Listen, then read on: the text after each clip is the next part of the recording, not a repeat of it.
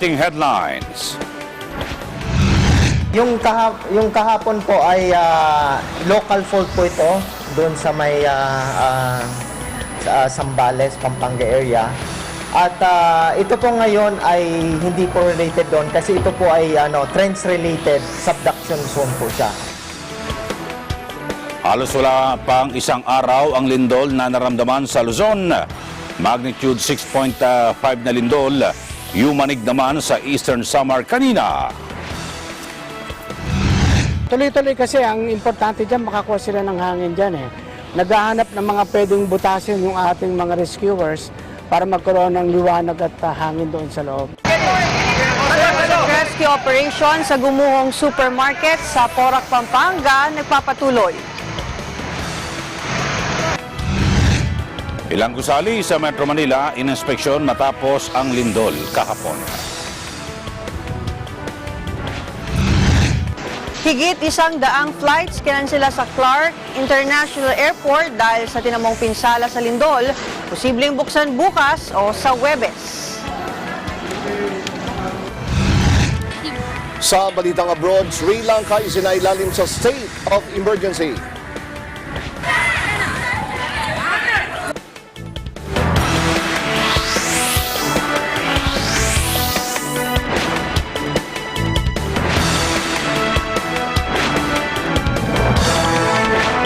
Magandang gabi Pilipinas, sa detalye ng ating mga balita.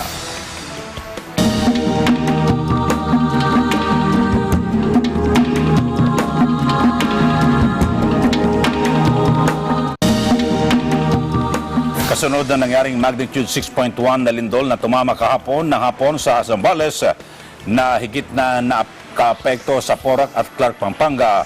Niyanig ng magnitude 6.5 na lindol kaninang alauna 37 ng hapon ang Eastern Samar. Ayon sa Philippine Institute of Volcanology and Seismology o PBOX, ang epicenter ay naitala ng 19 kilometers northwest ng bayan ng San Julian. Ang nasabing lindol ay tectonic ang origin na may lalim na 63 kilometers. So far, wala kaming no threat ang evaluation namin dito. Initially kasi magnitude 6.2 and then we raised this to 6.5 when we had more data. So ang 6.5 is crossing over dun sa threshold na pwede nga magka-tsunami. Pero when we looked at the tsunami database, which is a simulation, database of all of the tsunami simulations namin, we entered 6.5. Wala namang pwedeng umabot to a 1 meter wave na pwedeng i-generate. So no threat pa rin yung condition. Naitala ang intensity 6 sa San Julian, Eastern Samar.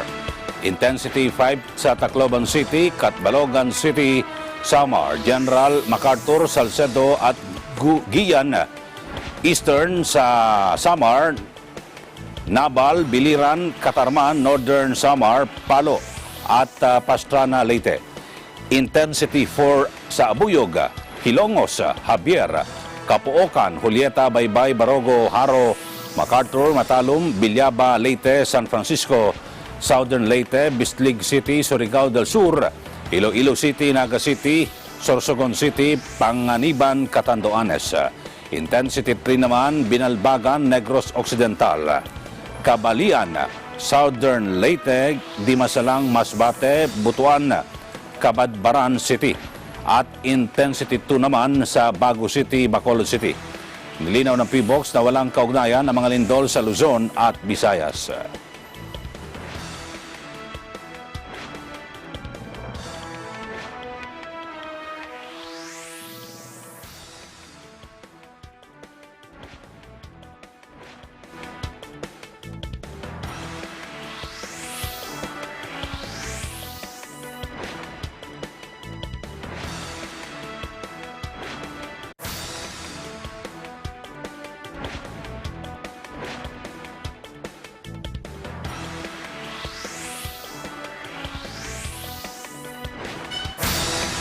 Samantala, malaki rin ang naging epekto ng lindol kung saan naranasan ang magnitude 5. ang mga kalsada nagkabitak-bitak sa bayan ng Sulat, Eastern Samar. Maging ang mga grocery store sa isang malaking mall sa Central Tacloban.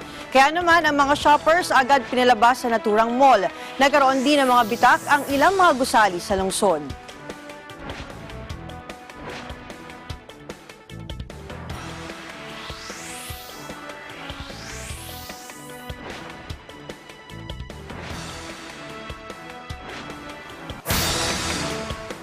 Hindi the big one ang nangyaring lindol sa Zambales dahil hiwalay ito sa West Valley Fault.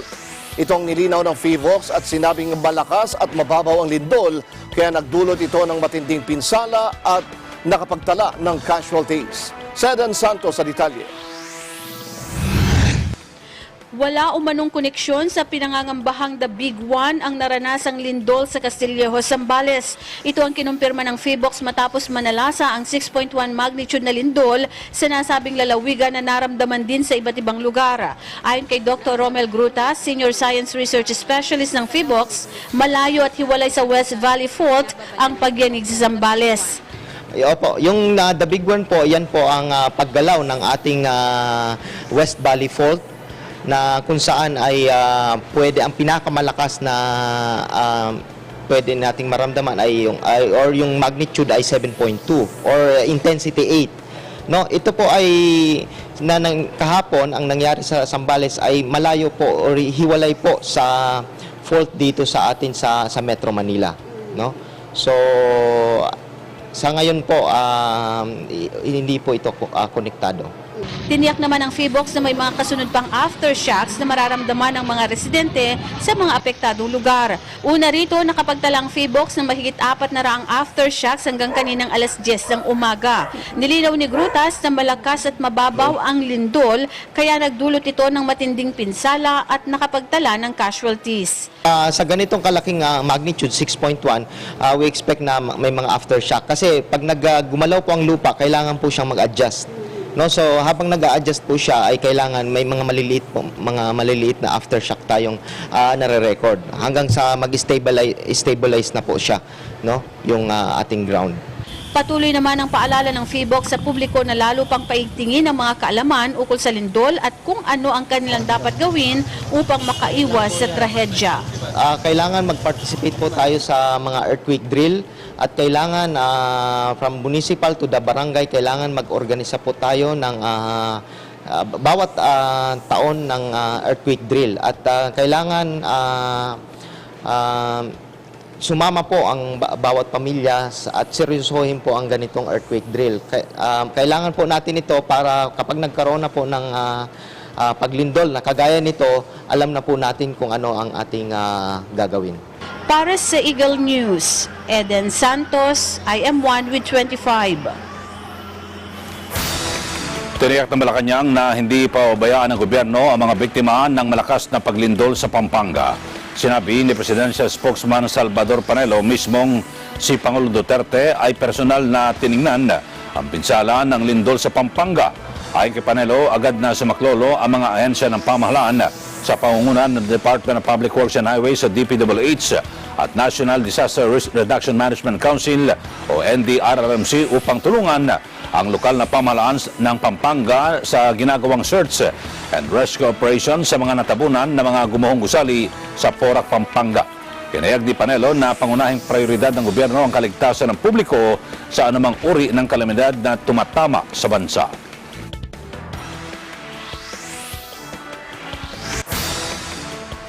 Hindi pwedeng daanan ng mga sasakyan ang ilang kalsada at tulay sa Central Luzon dahil sa mga pinsalang tinamo dulot ng malakas na lindol. Ayon kay Public Works and Highways Secretary Mark Villar, sarado sa trapiko ang Megadike Access Roads mula sa Dolores hanggang Kalibutbut o Maliwalo sa Bacolor, Pampanga. Sarado rin ang Florida Blanca Consuelo Bridge sa Pampanga habang tanging maliliit na sasakyan lang ang pwedeng makadaan sa Sasmuan Lubao Bridge. Na-clear naman ng DPWH ang gumuhong Dinalupihan Pampanga Boundary Arch.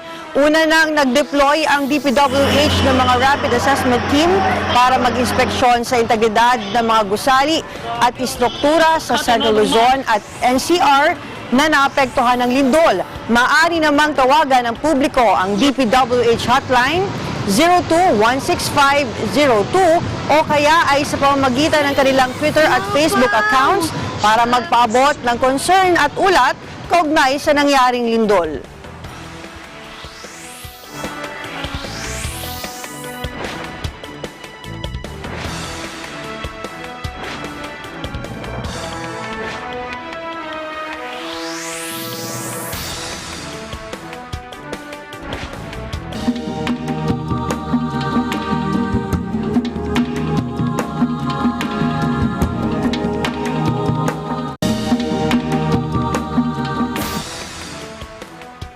Patuloy pa rin ang search at rescue efforts sa Porac, Pampanga matapos gumuho ang isang supermarket dahil sa malakas na lindol.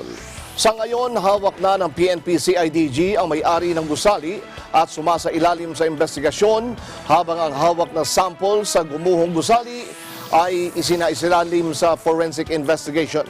Si Mean Corvera sa detalye. Mean? Yes, from kanina ay nagtungo dito sa Porac, Pampanga si Pangulong Rodrigo Duterte para personal na pasalamatan. Si Pangulong Rodrigo Duterte para personal na pasalamatan ang mga miyembro ng rescue team na agad rumisponde matapos ang nangyaring lindol dito nga sa Porac, Pampanga. Nang hingi ng maikling briefing ang Pangulo sa mga opisyal ng DPWH, ng Philippine Army at mga tauhan ng PNP. Pagkatapos ay nagtungo na ito sa San Fernando, Pampanga para doon magsagawa ng briefing. Sa ngayon, nagpapatuloy itong isinasagawang rescue operations na tumatagal na ng 24 oras.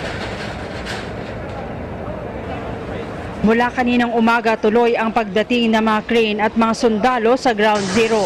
Target nilang maisalba pa ang mga biktima na natrap sa gumuhong gusali ng Chuson Supermarket sa Porac, Pampanga.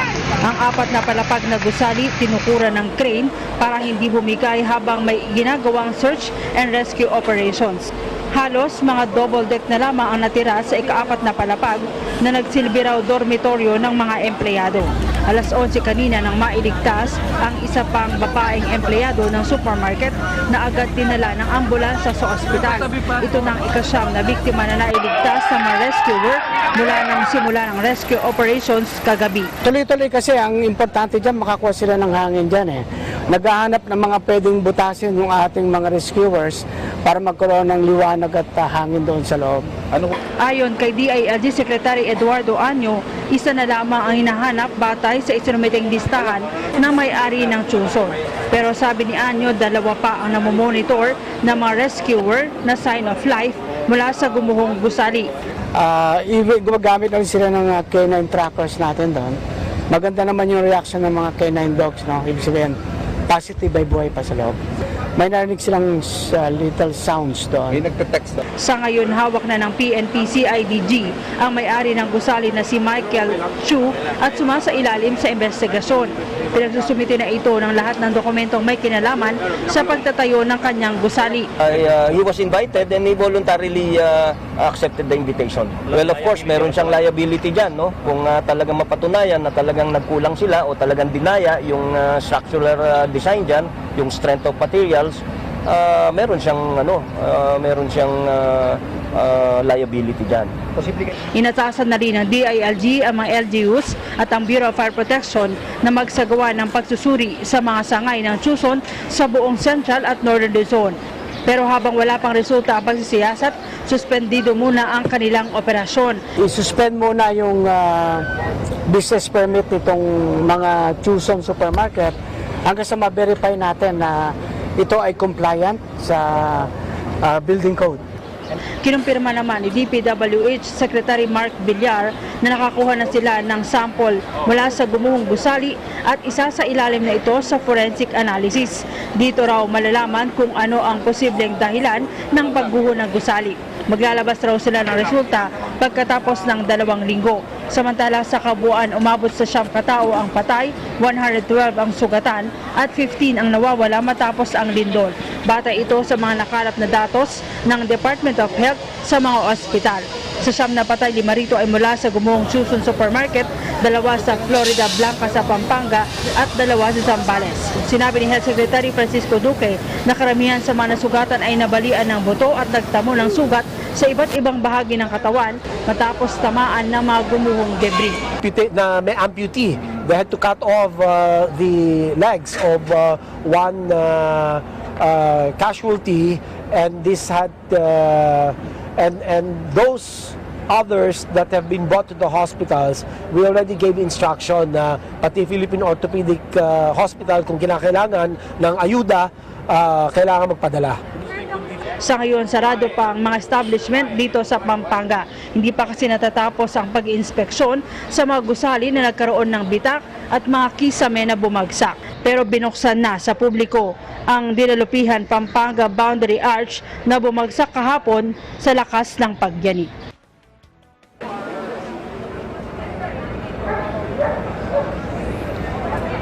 Sam, sa kasalukuyan, nakausap natin kanina lamang yung isa sa mga rescuer na pumasok dito sa gumuhong gusali. Kinumpirma niya na hindi lang isa o dalawa pa yung posibleng natitirang biktima sa loob ng gusali. Sabi nitong rescuer, may pahayag daw kasi yung babaeng biktima na huling na-rescue kaninang pasado alas 11 na may kasama pa siyang 2 babae. Nung lumilindol daw ay tumakbo siya pakanan habang naiwan doon sa kaliwang bahagi ng gusali yung kanyang 2 kasama at hinihinala niyang ito'y nadaganan ng mga gumuhong debris. Sa ngayon daw nahihirapan pa silang ituloy yung rescue operations dahil bawat galaw ay rumurupok yung ilang bahagi ng gusali at posibleng lumubog pa yung mga debris na maaari daw magresulta pa nung pagkamatay nung ilang mga biktima na hinihinala nilang buhay pa at na-detect nung kaninang ginamit na K9 units. Yan muna ang sitwasyon mula dito sa Porac, Pampanga. Back to you. Okay, maraming salamat, Mayan Cordero. Nag-uulat ng live mula naman sa Porac, Pampanga. At samantala, nasa linya po natin si Ginang Josepina Titong, ang PDRRMO ng Eastern Samar. Magandang gabi po sa inyo. Ma'am Josepina, magandang gabi po. Hello po. Ma'am Josepina, magandang gabi po sa inyo.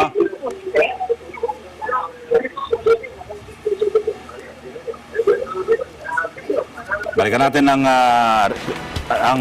report niyan at balikan natin si Ma'am Josepina maya-maya lamang. At samantala, naka-full alert ang Philippine National Police sa buong Region 3 na lubang naapektuhan ng 6.1 magnitude na lindol. Bukod sa pagtulong sa search and rescue operations, mahigpit din nilang binabantayan ng mga commercial establishment na posibleng pasukin na masasamang loob. Ang detalye sa report ni Mar Gabriel. Nagsagawa ng aerial inspection si PNP Chief Oscar Albayalde sa mga lugar na napinsala ng lindol sa lalawigan ng Pampanga. Kasama sa inikutan nila ang bayan ng Porac, partikular na ang Chuzon Supermarket, kung saan 6 ang nasawi at may mga natrap na individual.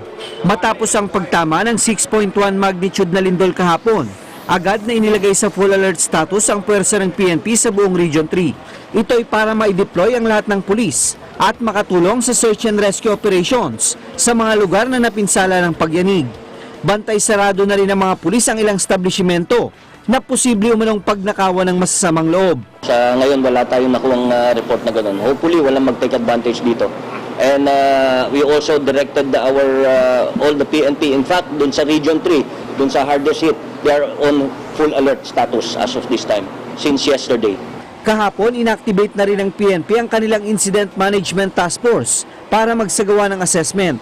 Sa tala ng PNP, may 27 gusali ang nasira ng lindol sa Region 3. Karamihan dito ay nasa Bataan, 2 sa Bulacan, 5 sa Pampanga, 2 sa Zambales, 2 sa Angeles City, at 2 sa Olongapo City. Meron tayong mga road closures doon, like in Lubao. So yung pong mga babiyahe sa atin ng mga kababayan natin going to Subic, no, we want to warn them that there are road closures doon because may mga bridges na damage.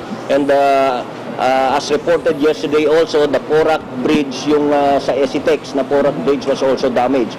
In-inspection din ni Albayalde ang Clark International Airport na napinsala din ng lindol. Kinamusta niya ang seguridad at ang sitwasyon ng mga stranded na pasahero. Para sa Eagle News, Mar Gabriel, I am one with 25. At samantala, balikan natin si Ginang Josepina Titong na ang PDRMO ng Eastern Samar. Ginang Josepina, magandang gabi po sa inyo. Kasi ipupunta sa punong bla bla bla siya, may pakihulat lang. Hello po, magandang gabi po sa inyo. Ginang Josepina. Kasi binantang. Ginang Josepina, good morning, good evening po. Hindi ba nila? Hello po. Hi, hello. Ginang Josepina, magandang gabi po sa inyo. Magandang gabi po. Opo.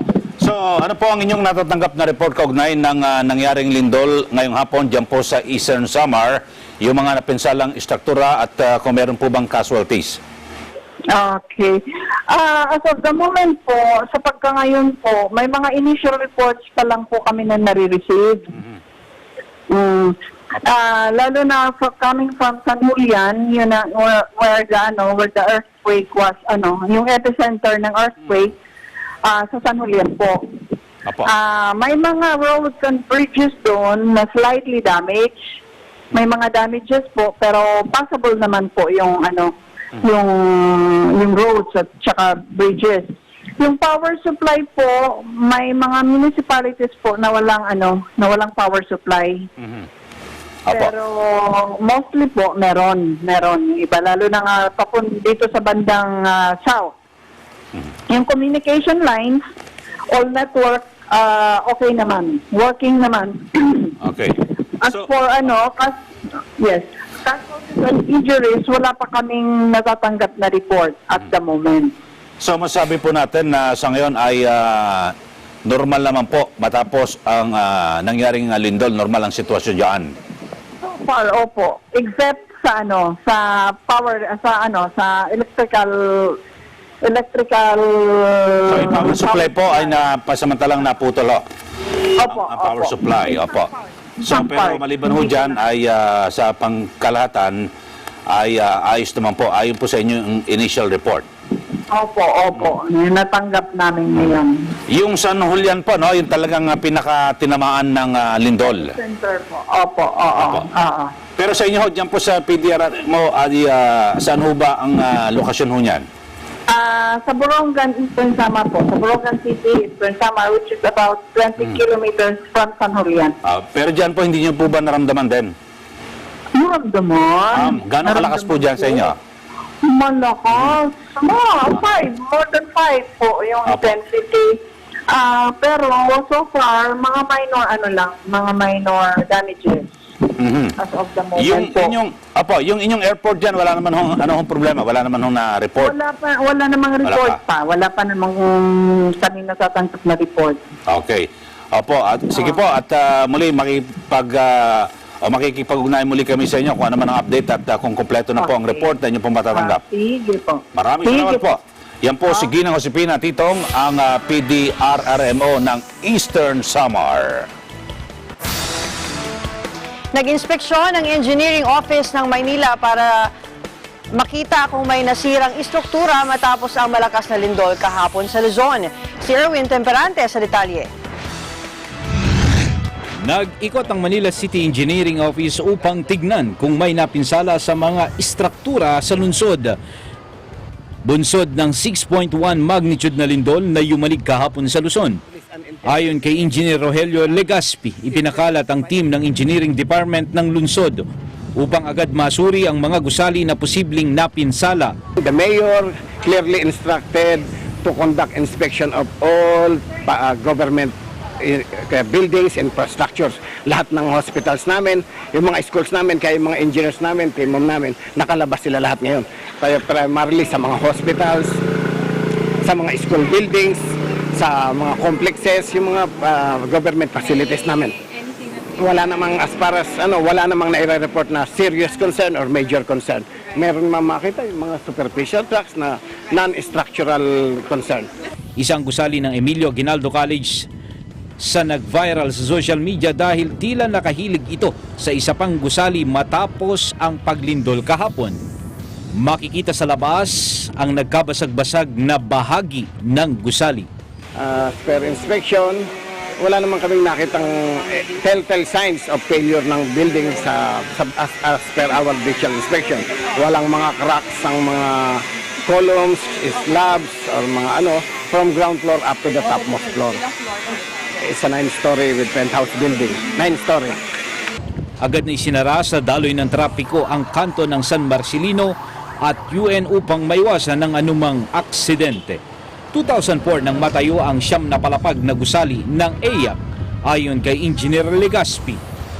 Kaya ng katulad ng gusali ng EYAC ang magnitude 7 na lindol kaya walang dapat ikabahala. Paliwanag pa ng engineer, normal lang na masira ang pinakabungad o fasad ng gusali mula sa kiskisan ng dalawang magkatabing building. Sa ginawang inspeksyon ng mga otoridad, wala namang iba pang nakitang kasiraan bunsod ng nakalipas na lindol. Actually, hindi naman natin ma-determine na naghilig siya. From the start, talagang nakadikit na siya na na yung yung mga fiberglass portion na nadikit lang doon. Kaya wala namang structural members kaming nakitang na damage. I don't want to preempt yung findings pa na gagawin ng private engineers nila, pero we are coordinating with them kung siyempre we are after the safety. Para sa Eagle News, Erwin Temperante. I'm one with 25. Samantala, personal na ininspeksyon ni Chief Justice Lucas Bersamin ang mga tanggapan sa loob ng Korte Suprema kasunod ng malakas na pagyanig ng Lunes ng hapon. Wala pang ipinalalabas na inisyal na resulta ng inspeksyon ang Korte Suprema kaugnay sa tinamong pinsala ng gusali. Pero batay sa mga larawan na inilabas ng Supreme Court Public Information Office, makikita ang epekto ng lindol. May ilang kisame ang nagbagsakan sa sahig at sa mga cubicle ay nagkalat din ang ilang mga dokumento sa sahig. Hindi naman natuloy ang paghahain ng petisyon ng ilan dahil sa isinagawang inspeksyon sa Korte Suprema. Samantala, iniutos din ni Justice Secretary Minardo Guevara ang pag-iinspeksyon sa gusali at mga opisina sa DOJ ngayong araw.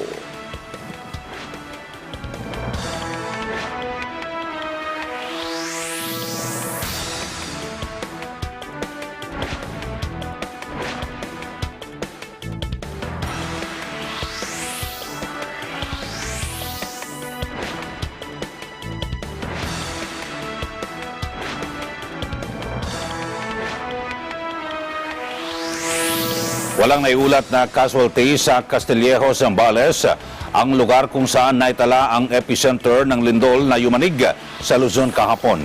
Ayon kay Castillejo's Mayor Jose Angelo Dominguez, bagamat ang kanilang lugar ang epicenter ng lindol, ay walang naiulat na casualties o major damage sa mga ari-arian sa lugar.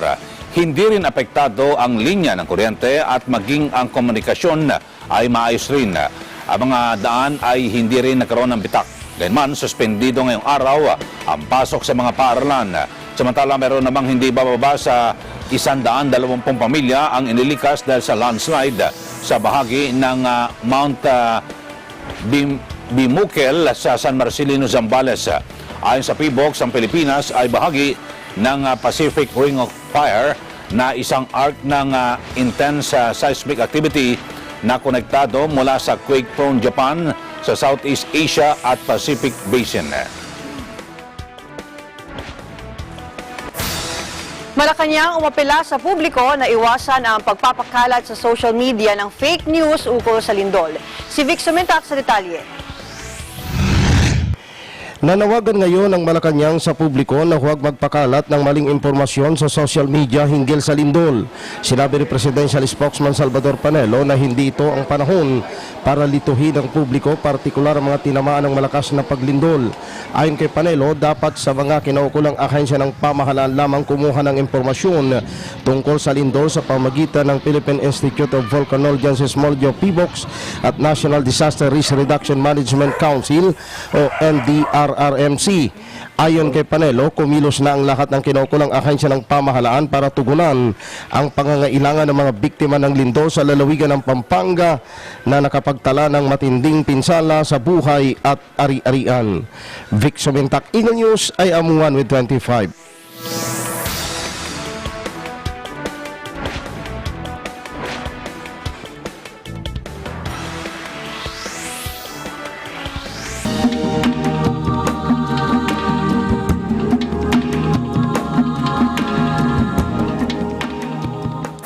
Pinangungunahan ngayon ni Pangulong Rodrigo Duterte ang isang situation briefing sa provincial capital sa San Fernando City, Pampanga. Kaugnay ito sa nangyaring magnitude 6.1 na lindol kahapon. Panoorin po natin ito. Ay nagbibigay si Bebot, pati ikaw man. Ilan ba binigay sa inyo? Malaki? May ready up to. Actually, sir, what we do now, sir, is we extend loans, and we have about 3.4 billion for easy access credit this year. It's the easiest way, sir, to extend assistance to our farmers. Kasi, sir, kung talagang asahan na natin yung quick reaction fund, mauubos, sir, 1 billion lang yun. Pero ito, sir, tatlo yung programa natin dyan, yung PLE, and then yung SURE. Yung SURE natin, walang interest yan, walang collateral, 3 years to pay, para lang makarecover sa yung farmers at saka fishermen na tatamaan ng calamity. And we have been extending this, sir. Well, if it fits to a T, maganda. Ma'am, ilan ang inyong pera lahat? Yung binigay ng gobyerno sa inyo? Yun pong sa DOLE main ay nasa 3 billion. Kasali na yung mga assistance ninyo? Yung mga special purpose fund po ay hindi pa po kasama. Yun pong livelihood, more on livelihood and special program for employment of the students. Po yan. Thank you. Salamat. Then, Ed De Rosario. Ed,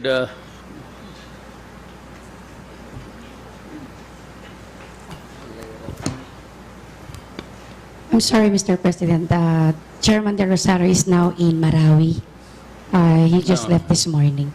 On behalf of the chairman, Mr. President, I just want to take the opportunity to thank our Congresswoman Arroyo and Governor Lilia Pineda and Vice Governor, because I was also a victim of the earthquake.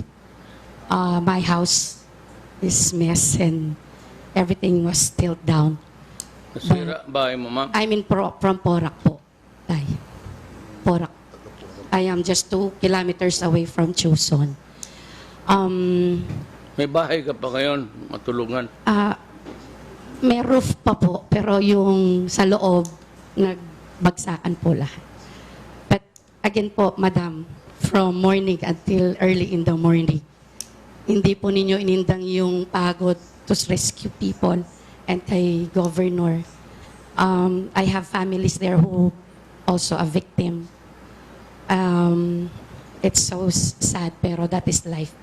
For the housing, Mr. President, we will just wait for the validation of the LGUs. For immediate action, we can give a assistance of 5,000 to 10,000 building materials for the construction of their home. Yung mga bahay po na partially damaged or totally damaged. We can give them as soon as the LGU provided us the validation po ng affected families para po ma-download na po yung funds sa LGU. Yun po yung una muna po.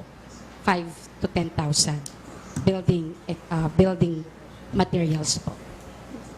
Come to think of it, yung napunta ka ba ng Marawi? And the housing, the little houses sir, that were done by Ed? Wala po, hindi po ako sa Marawi. Yun in any other place, I think it has to be an elevated one. A little bit higher than the usual. Okay naman yun, ma'am. Sturdy. And it has a toilet. Lahat na. The amenities. But if you, on the average, kung 6-7 ang anak, wala talaga. But kung family of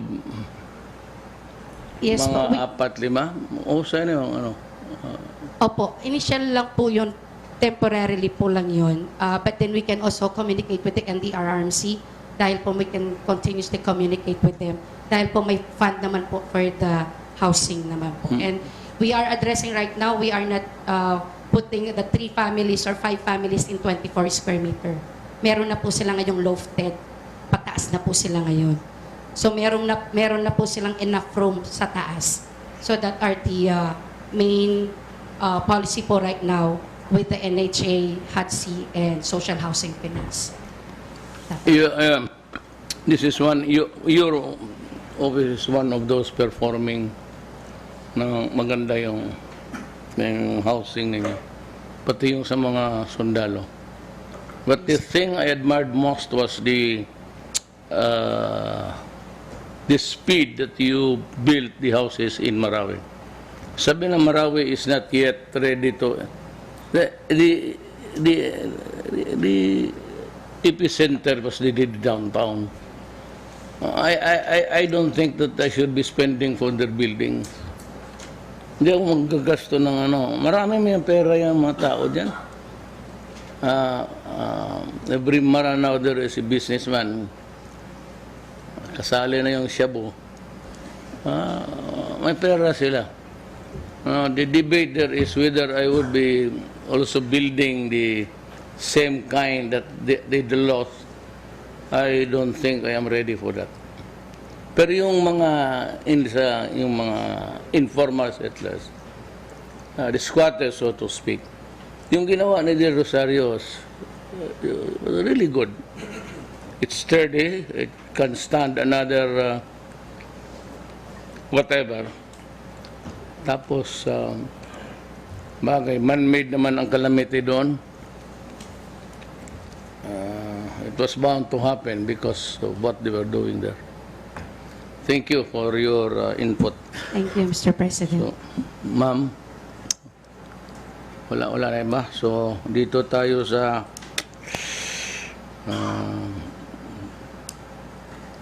DOST. Tapos ka na ba? Actually, ang Deputy Director po ng PBOLS ay narito. Gusto ko lang magbigay ng ilang informasyon na yung earthquake sa Central Luzon, ito pong Zambales, Pampanga is one of the seismically active areas in the country because of the Philippine Fault, the Iba Fault, the East Zambales Fault, and the Manila Trench, which are the main earthquake generators. Siguro background information, from 1928 to 1993, there were 18 moderate earthquakes which had magnitudes of 5.1 to 5.8. So, on the average. On the average po yun 65 years, 18 earthquakes, so every 4 years, parang ganun. And then, after the eruption of Pinatubo in 1991, there were moderately sized earthquakes that occurred as a result of the activity of the volcanoes. Now, from the current earthquake activity, we expect succeeding small magnitude earthquakes or aftershocks, which may continue to occur for several days to weeks, some of which may be felt. However, the probability of an earthquake higher than the magnitude 6.1 to occur from the same source is low. Now, as to the question of whether this earthquake can trigger a destructive tsunami, according to our experts at PBOLS, the magnitude of the earthquake is not big enough to generate a destructive tsunami. And we just want to assure you, those PBOLS is operating a network of 101 seismic stations monitoring all of this all over the country. In this area po, the seismic stations are located in Magalang, Pampanga, Santa Cruz, and Iba, Zambales, in Abucay, Bataan, and in Doña Remedios, Trinidad, in Bulacan. Mamaya po kung gusto nyo marinig yung report tungkol sa earthquake sa Eastern Samar, nandito po si Deputy Director Bautista. Ano mo na, since we're talking of earthquakes, additional information, sir, about the earthquake which occurred in Eastern Samar. The earthquake are result from the activity of the Philippine Trench. So compared to the earthquake or earthquake yesterday, this one that happened at 1:37 p.m. this afternoon is deeper. It's about 65 kilometers. The one that happened here is only 10 kilometers. So that's the main reason why damage is not so extensive. There were reported minor cracks in the walls of houses, but we have not received any building that collapsed. And the possibility for a tsunami is also remote because the earthquake is also very deep, and the magnitude range 6.6. Even if there is a tsunami, the wave amplitude would be small to be destructive. So we are not expecting any hazard from tsunami. As of now, we have not received any reports of casualties. Pagka ang NPA na baon doon, wag mong tulungan. Gastos lang ako sa mga puto. Sabi na may nabaon doon ng 10 o 20 NPAs there. Just tell them that Duterte does not like to spend one centavo of fuel. At samantala, malaki ang naging epekto ng magnitude 6 na lindol sa iba't ibang bahagi ng Luzon. Olongapo City, wasak ang ilang bahagi ng SM Olongapo, bunsod na malakas na paglindol. Agad naman pinalika sa mga taong namamasyal sa gusali at maagang nagsara para sa kaligtasan ng publiko. Sa Santa Monica, Lubao, Pampanga, sa kasagsagan ng swimming na mga bakasyonista sa lugar, agad na napaahon ang mga ito nang maramdaman ang malakas na paglindol. Wala namang nasaktan matapos ang paglindol. Ang isa namang high-rise condominium sa Binondo, Maynila, tila nagtatapon ng tubig ang kanilang water tank. Ito matapos na maapektuhan ng lindol ang kanilang gusali. Nagkabitak-bitak naman ang lupa sa Tabio Almacen sa bayan ng Hermosa, Bataan. Maliban sa lupa, nabitak din ang ilang bahagi ng kabahayan sa nasabing lugar. Naranasan din ang malakas na paglindol sa SM City, Pampanga. Sa katunayan, gumalaw ang harapang bahagi ng gusali na naging dahilan upang tumakbo ang iba papalabas ng gusali. Ligtas naman ang lahat ng nakalabas matapos ang lindol.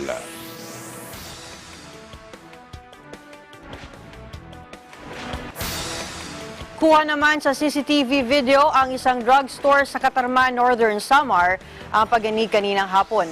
Makikita ang pagyanig sa mga estante, groceries, TV at iba pang mga gamit sa nasabing drugstore. Nawala rin ang linya ng kuryente at nagtakbuhan palabas ang mga customer, maging ng mga nagtitinda.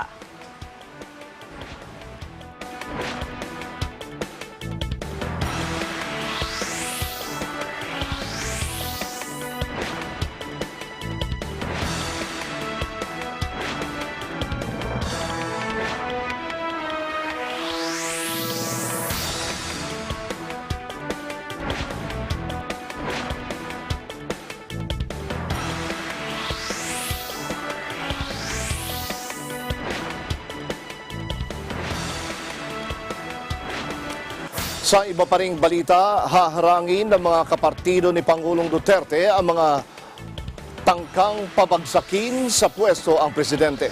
Ayon kay Quezon City Representative Bingbong Crisologo na siya ring PDP Laban Quezon City President, hindi nila hahayaang magtagumpay ang kalaban ni Pangulong Duterte. Si Eden Santos sa detalye. Hindi umano papayagan ng mga kapartido sa PDP laban ni Pangulong Rodrigo Duterte ang anumang hakbang na patalsikin siya sa pwesto. Ito ay matapos ibunyag ng Malacanang ang ouster plot matrix laban sa Pangulo. Ayon kay Quezon City Representative Bingbong Crisologo, presidente ng PDP laban Quezon City, bilang party mates ng Pangulo ay susuportahan nila ito hanggang sa dulo at hindi hahayaan ang mga kalaban nito na magtagumpay sa kanilang plano. We have decided dito sa Quezon City as party mates of the President, PDP Laban, we will support him all the way because we adhere to the principles of democracy. The President was duly elected as the President of the Republic of the Philippines, and President Duterte, against all odds, was won heavily in the last elections for President. And therefore, it is the people's will that must be followed. Naniniwala naman ang kanilang partido na seryosong ouster plot laban sa Pangulo. Gate kasi ng ilang kritiko ng administrasyon na gawa-gawa lang ito at walang basihan ang ouster plot. No, the President is not joking. I'm sure such a very heavy statement. No? He named names. He named organizations. Ay, hindi na biro yan. Sana kung naka-generalize ang pangalan niya, may mga iba dyan, pwede pa. Pero ito may pangalan. Sinabi naman ni dating DNR Secretary Mike Defensor na siyang campaign manager ng PDP Laban Quezon City na normal lang na itanggi ng mga pinangalan ng grupo, personalidad at organisasyon ang pagkakadawit sa ouster plot. Si Defensor na dating miyembro ng gabinete ni dating Pangulo at ngayon ay House Speaker Gloria Macapagal Arroyo ay nakaranas ng mga pagtatangka na patalsikin sa pwesto si Arroyo mula sa mga kritiko nito. Clearly, may destabilization against the President. Clearly, may move to discredit the President. Yung nilabas naman nilang flow of information saan ang galing para na-trace, verifiable yun eh. Makikita talaga kung saan ang galing yun, kanina matitrace. At yun nga, yung binanggit ni Mayor Bingbong, nag-name ng organizations, nag-name ng mga personalities, madaling i-verify yun eh. I'm sure they will deny, many of them will say no, but in the end, from my experience, totoo. Kumbinsido rin ito na matibay ang batayan ng ouster plot. But if the intelligence agencies feel that you are bringing down a duly constituted authority na presidente, duly elected, and you want to bring down the government, then they will come out with the reports. Not being political, ang mga intelligence agencies ayaw nilang ginagamit sa politika. From ISAP to NBI to the other agencies, ayaw nilang yung pinupolitika sila. Pero, pag yung authority na, duly instituted government, sitting president, may threat to life, may threat to destabilize, to bring down the government, it now concerns the security of the nation. So, yes, hindi galing kay Presidente, galing yan dun sa mga ahensya na nag-report sa kanya. Para sa Eagle News, Eden Santos, I am one with 25. Iniimbestigahan na ng Philippine National Police ang mga personalidad na kasama sa inilabas na matrix ng Malacanang kaugnay ng umano'y destabilization plot laban sa Administrasyon Duterte. Kung may makuha raw na sapat na ebidensya, ang PNP, agad daw silang magsasampa ng kaso laban sa mga idinadawit na individual. Ang detalye sa report ni Mark Gabriel. Bagaman wala pang natatanggap na utos mula sa Pangulo, nakahanda raw ang Philippine National Police na isailalim sa validation at sa investigasyon ng mga personalidad na kasama sa inilabas na matrix ng Malacanang. Kasama sa aalamin ay kung totoong may kinalaman ang mga ito sa umano'y destabilization plot laban sa Pangulo. Aalamin din kung kabilang sila sa mga nasa likod ng paglabas ng Bikoy video, kung saan idinadawit ang pamilya ng Pangulo sa sindikato ng iligal na droga.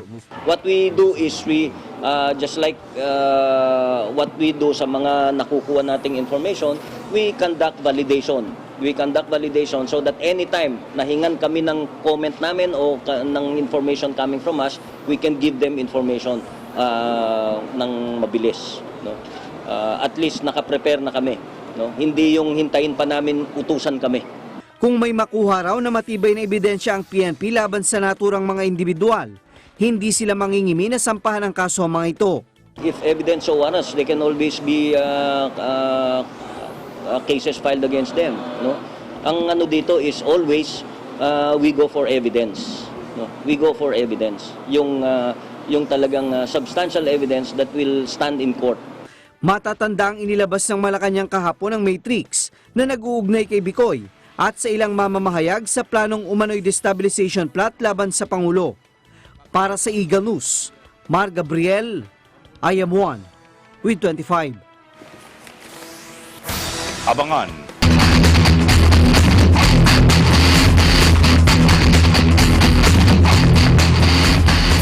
Tatlo katao ang naaresto ng Bulacan Police matapos mahulihan ng mga baril at kontrabando sa checkpoint sa Barangay Wawa, Balagtas, Bulacan. Ang mga suspect ay sangkot umano sa kabi-kabilang nakawan at holdapan sa Bulacan Region 3 at NCR. Si Erlo Bringa sa detalye. Naaresto ng Bulacan Police ang 3 lalaki na ito matapos na madiskubring may dala silang mga baril at mga kontrabando sa isang checkpoint sa barangay Wawa, Balagtas, Bulacan. Sa halip kasi na huminto sa checkpoint, nilagpasan lang ito ng mga suspect kaya ang resulta, nauwi pa ito sa habulan. Agad namang nakorner ang 3 suspect na sumuko agad sa pulisya. Pagbukas ng sasakyan, dito tumambat ang iba't ibang kalibre ng mga baril at mga sachet ng shabu. Ayon kay Bulacan Police Provincial Director Chito Bersaluna, ang mga suspect ay posibleng sangkot sa kabi-kabilang nakawan at holdapan sa Bulacan, Region 3 at NCR. Nakaramihan sa kanilang target ay mga nagwi-withdraw sa ATM o kaya naman ay galing sa bangko. Na-recover sa sasakyan ng mga suspect ang mga sachet ng shabu, 6 na assorted short firearms, 1 rifle grenade. Mahaharap sa kasong paglabag sa illegal possession of firearms, RA 9516 at violation of Omnibus Election Code, maging ang paglabag sa Dangerous Drugs Act of 2002. Para sa Eagle News, Earl Bringas, I'm 1V25.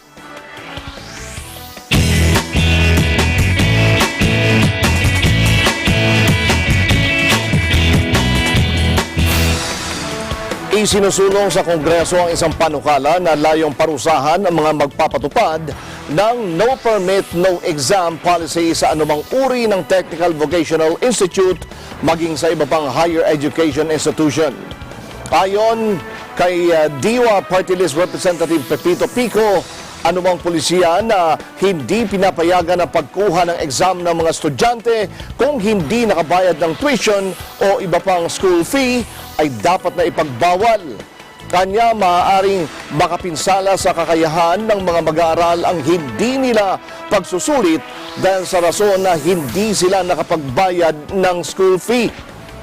Kapag naipasa ang batas, aatasan ito ang Technical Education and Skills Development Authority at Commission on Higher Education na isaayos ang implementing rules and regulations nito.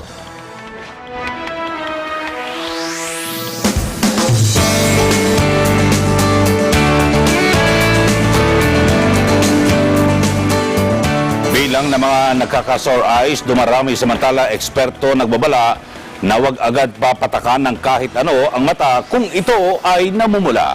Si Bel Surara sa detalye. Kapag mainit ang panahon, mabilis kumalat ang virus ng sore eyes. Kaya naman, patuloy na pinag-iingat ng Department of Health ang publiko laban sa naturang sakit. Ilan sa sintomas ng sore eyes ay pagmumuta, matinding pangati at pamumula ng mga mata. Sinabi naman ni Dr. Tomilin Tayenko, isang ophthalmologist mula sa New Era General Hospital, Quezon City, hindi dapat na pinapatakan agad ng kahit ano ang mga mata, lalo na kung namumula dahil sa sore eyes na hindi kumukonsulta sa doktor. So for the viral conjunctivitis o yung karaniwang sore eyes, baka iniisip ng pasyente, kailangan may ipatak ako. No, actually kahit wala po kayong ipatak, mawawala yan. Yun lang, may discomfort, may pamamaga. Kaya usually kung kayo po ay magpapatingin sa doktor sa mata, bibigyan po kayo ng maaaring ipatak para guminhawa ang pakiramdam. Maaari ding magbigay ng antibiotic para maiwasang magkaroon ng secondary bacterial infection. Payo pa ni Tayenko, mahalagang magpa-check up, lalo na kung lumalala ang pamamaga ng mga mata. Para sa Eagle News, Bel Surara and Dam 1 with 25.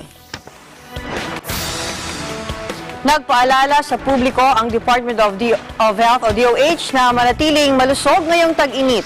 Kasunod ito nang naitala ng Pag-asa na pinakamataas na heat index sa Dagupan City itong nakalipas na Sabado na pumalo sa 47.6 degrees Celsius.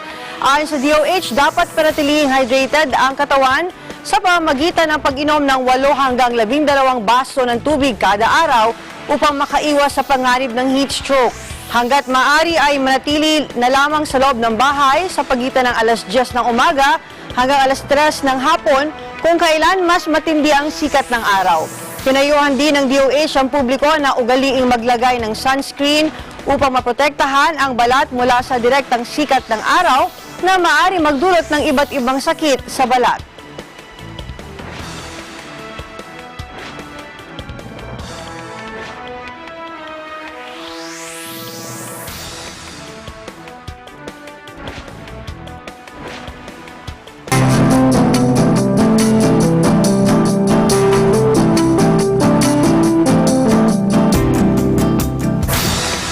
Naialis na ang illegal drainage pipe na nadiskubre sa beachfront ng El Nido, Palawan. Ayon sa Department of Environment and Natural Resources, nakapaglabas na ang Environmental Management Bureau ng Notice of Violation laban sa isang establishmento sa lugar. Batay sa kanilang investigasyon, nadiskubre nila ang tubo na naglalabas ng dumi na sa Bakwit Bay na nakakonekta sa Outpost Beach Hostel.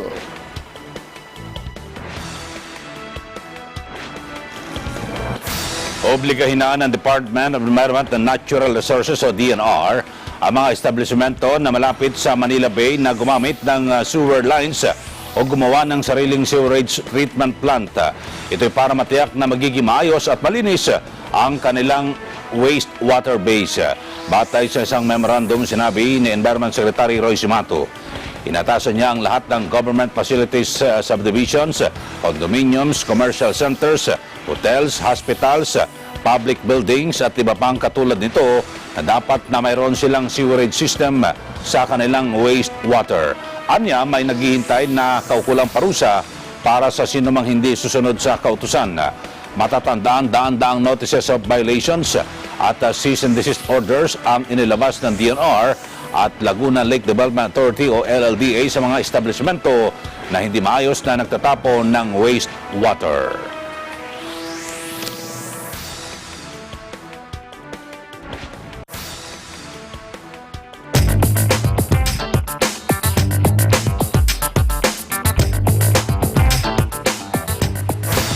Nagpatupad ng price freeze ang Department of Energy o DOE sa liquefied petroleum gas o LPG at kerosene sa Porac, Pampanga na matinding na pinsala ng lindol.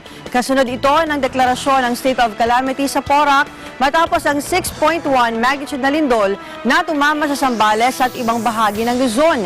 Epektibo sa loob ng 15 araw ang price freeze matapos i-anunsyo ang State of Calamity.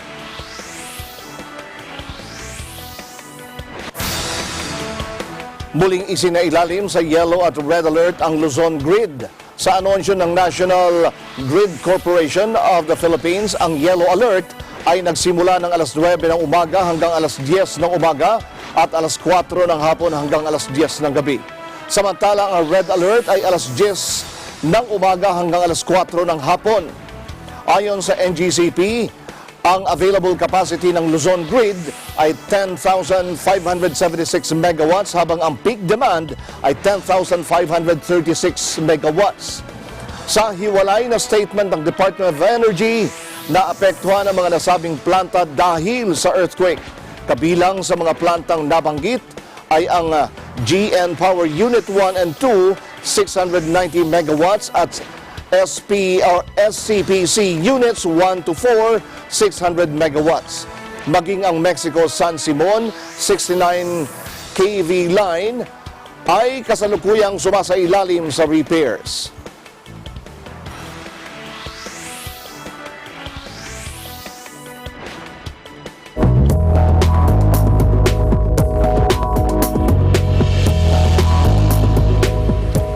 Sa ating ulat panahon, easterlies ang patuloy na nakakaapekto sa Southern Luzon, Visayas at Mindanao. Bukas bahagyang maulap na papawirin na may ilang mga pagulan o thunderstorms sa mararanasan sa Metro Manila, Bicol Region, Mimaropa, Calabarzon, Visayas at Mindanao. Ang natitirang bahagi ng bansa ay makakaranas ng bahagyang maulap at napapawirin na may ilang mga pagulan.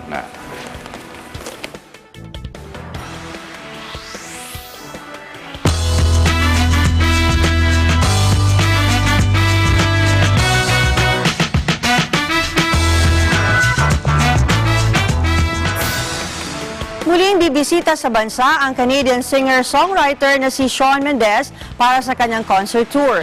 Sa social media account ng singer ay ibinahagi nito ang kanyang Asia tour at nakatakda nga ang kanyang concert sa October 10 ngayong taon. March 2017 nang huling magtungo si Shawn sa bansa.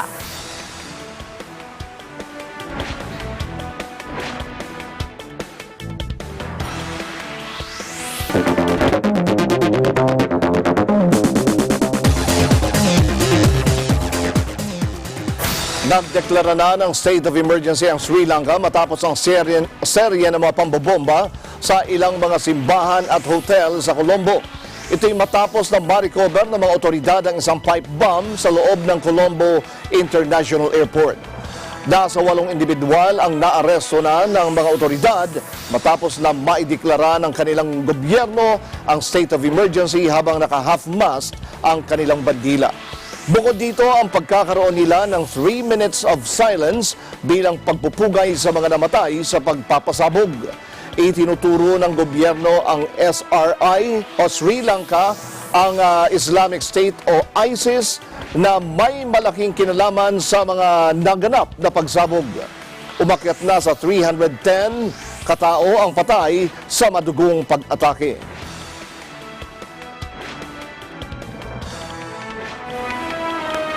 Pinaghahandaan na sa China ang Belt and Road Summit sa Beijing na isasagawa ngayong linggo. Ang Belt and Road Initiative ay layo makita ang malalaking investment sa maritime road at rail projects sa 65 bansa sa Asia, Europa at Africa.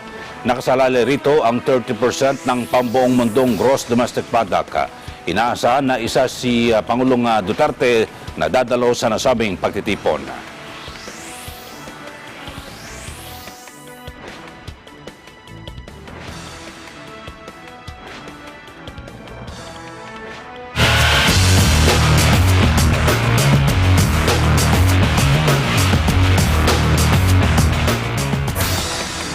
Hotshots na itabla sa 2-2 ang serye kontra Rain or Shine. At sa tennis, Novak Djokovic nasa unang pwesto na ng ATP ranking. Ang Eagle News Sports ihatid sa atin ng Ben Bernaldez. Naitala ng Magnolia Hotshot sa 2-2 ang best of 7 PBA Philippine Cup semifinals nila ng Rain or Shine sa score na 94-91. Sinimula ng Hotshots ang laro na makuha nila ang 8-0 run kung saan umabot pa sa 21 points ang kanilang kalamangan. Hindi naman nawala ng pag-asa ang Rain or Shine hanggang mailapit nila ang score na 92-91 subalit hindi na ipasok ni James Yap ang kanyang 3-point attempt. Nanguna sa panalo ng Rain or Shine si Ian Sanggalang na nagtala ng 19 points at 10 rebounds habang mayroong 15 points si Paul Lee. Sa tennis, nasa unang pwesto na ng Association of Tennis of Professionals o ATP ranking si Novak Djokovic.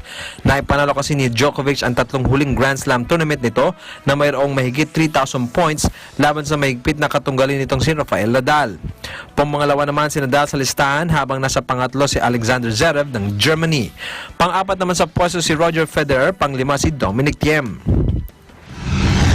At sa NBA naman, gumawa ng 31 points at 7 rebounds si Donovan Mitchell para sa Utah Jazz, dahilan para makasungkit ng isang panalo laban sa powerhouse team na Houston Rockets sa score na 107-91. Target sana ng Rockets na masweep na ngayong araw ang Jazz, subalit hindi ito nagtagumpay. Dahil dito babalik ang serye sa bahay ng Rockets para sa Game 5 na nagpapatuloy na 2019 NBA Playoffs.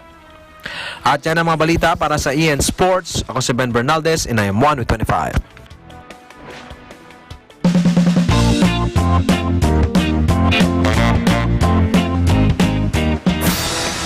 Dahil sa matinding init ng panahon ay isang pakulo ang naisipang gawin ng pamilyang ito mula sa Abra. Low budget baka mo, heto at kanilang ginawang instant swimming pool ang isang truck. Gamit lamang ang malaking trapal ay inilatag ito sa loob ng truck at nilagdaan o nilagyan ng tubig. Dito ay kani-kanya na sila ng sisid, tampisaw at chill sa ilalim ng tirik na araw. Hindi lang nakapag-enjoy ang mga ito kundi nakatipid pa at iwas hassle sa mga resort o paliguan.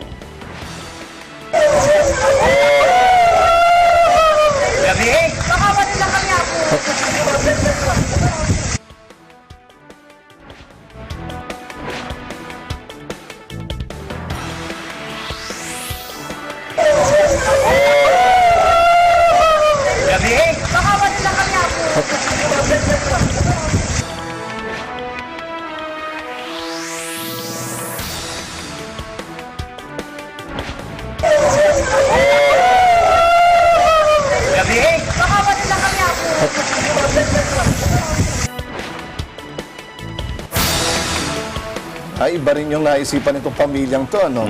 Yung truck, ginawang swimming pool. Aba, mas mahirap kung yung swimming pool ang ginawa nilang truck. De, pero mas okay na yan kaysa pumunta sila sa Baseco or sa Manila Bay na patuloy pa rin marami sa ngayon. Sa para-paraan lang para maibsan yung init na panahon na yun. At sumainyo ang kabuuan ng mga balita dito po sa Mata ng Agila. Samantala sundan ang aming mga balita sa Eagle News PH, Facebook, YouTube at Twitter. I-like lang ang aming official Facebook page sa Eagle News PH, Net25 TV at sa Eagle News Live. Sundan din kami sa twitter.com/EagleNewsPH at bisitahin din ang aming website, eaglenews.ph. Para sa mga bago at patas na balita mula rito sa bansa at iba't ibang panig ng mundo, ito ang Mata ng Agila. Ako po si Eli Saludar. Ako po si Olivia Nagit Figueroa. At ako naman si Sam Cepeda. Maraming salamat sa inyong pagsubaybay. Magandang gabi. And we're one with 25.